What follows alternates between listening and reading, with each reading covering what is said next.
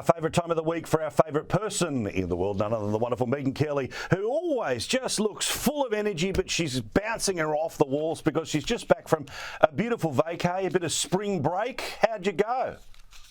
Yes, we had a wonderful time. Got to spend 2 full weeks with the fam. And my 12-year-old daughter, she taught me something that I think your audience might appreciate. She loves Australia, and she loves shows about Australians.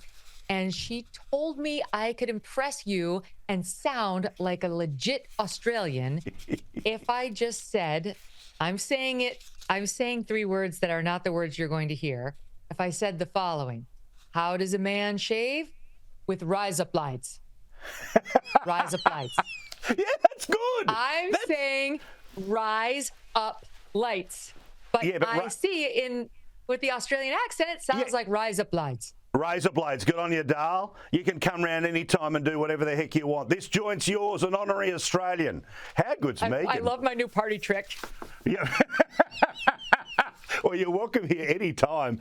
And speaking of razors, in a second, we're going to get to the bloke who was shaving in the women's locker room at a gym. But first, let's just bounce around some of the politics here.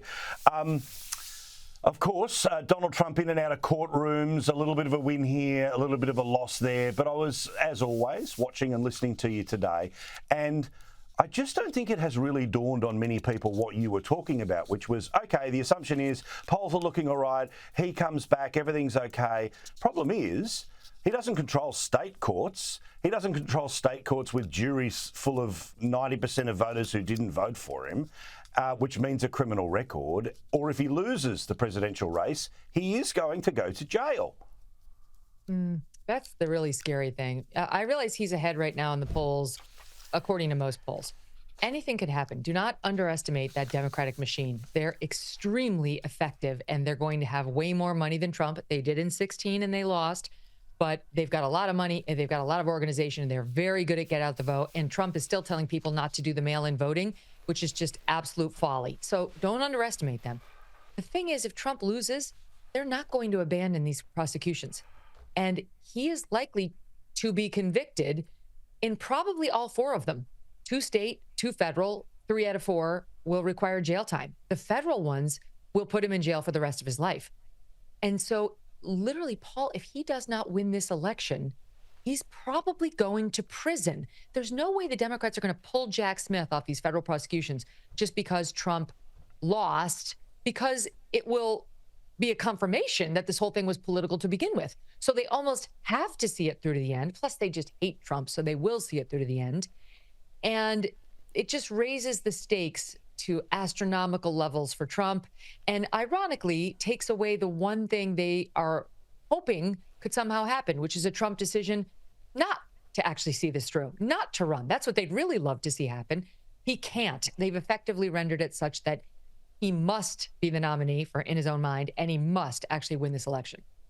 Also, one of the ways that they plan to win is by pretending that there is no other side, or if there is another side, it's so mad, it's so crazy, we can't even be in the same room with them, which brings us to the former boss of the Republican Party, Mitt Romney's niece, I think, but she had to pretend that she wasn't because Donald Trump didn't like Mitt Romney. Yeah. But still, she ends up on a deal, a few $100,000 to become a talking head on your old joint, NBC, and the inmates didn't like it. And the inmates have been rattling, and she'll end up getting sacked less than a week after starting a new job.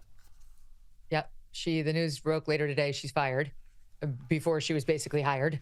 And why? Absolutely nothing changed other than the inmates got upset. They got really upset. They got indignant that someone who is an election denier would share the company badge of an NBC News staffer. They literally said that. I wrote down a badge-carrying member of NBC, our sacred airwaves. Sacred?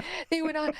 NBC News's credibility is now shared with this person, an election denier.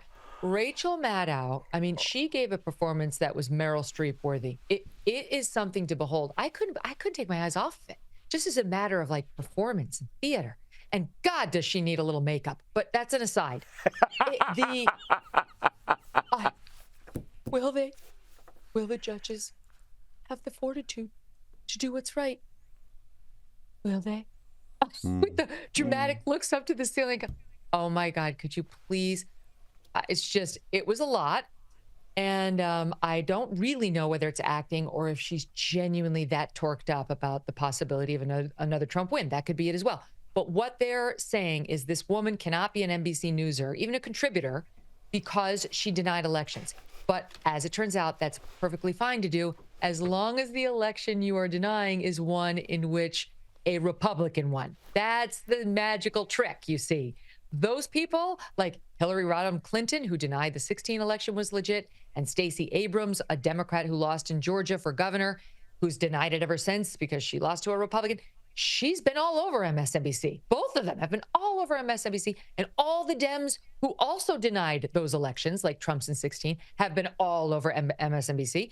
So it's fine, as it turns out, to share the badge or appear on their sacred air, as long as you're not denying that a Democrat won the race.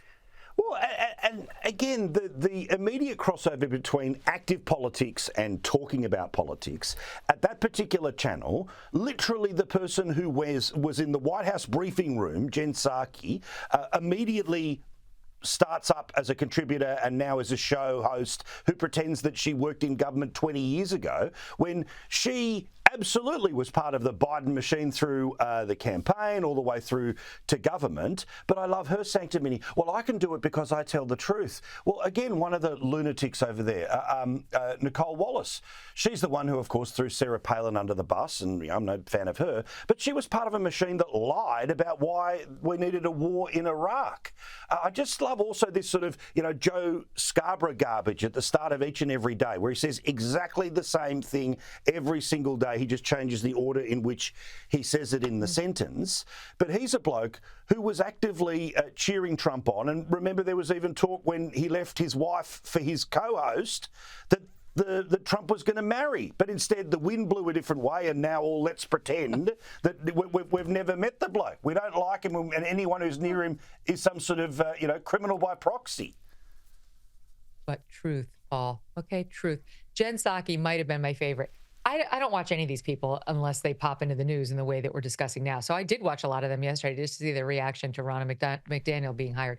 And Jen Psaki, I played this clip of Dora the Explorer on my show today. That's what she reminds me of. I got into this business for truth, and it made people's lives better. And that's the difference between me and Ronna McDaniel. I'm for truth and justice in the American way. That's what differentiates me and the evil Ronna McDaniel. And you look back, I'm old enough to remember when Jen Psaki actually was the spokesperson for Joe Biden and this White House, not to mention Barack Obama. I lived through that too. And I wrote down just a couple of the many lies, the many, many lies she told for that administration. Like the time she said, illegal immigrants do not come to America with any intention to stay here for a lengthy period. The time she said no one could have anticipated that the Taliban would fall so quickly, except her boss was caught on tape saying exactly that shortly before they did. The time she tried to blame his rising gas prices on the war in Ukraine instead of his inflationary policies. The Ukraine war had only happened after 2 minutes. We'd been dealing with those rising prices for months. The time she said the number of people who got the vaccine and then got COVID was a super, super tiny number. Like if you would just get that vaccine, you weren't going to wind up with COVID. I could go on. That's her experience of truth, which differentiates her from the evil Ronna McDaniel, whose lies were, I don't believe this election was fair. She wasn't a full-on election denier like Trump was. She said, well, I've got questions about the certification in Michigan. I wouldn't certify that yet. But she wasn't full bore the way some of Trump's inner circle was. She wasn't ideal, trust me. But I'm just saying, they want to see this distinction between truth and dishonesty, and they don't know it when they're looking at in the mirror.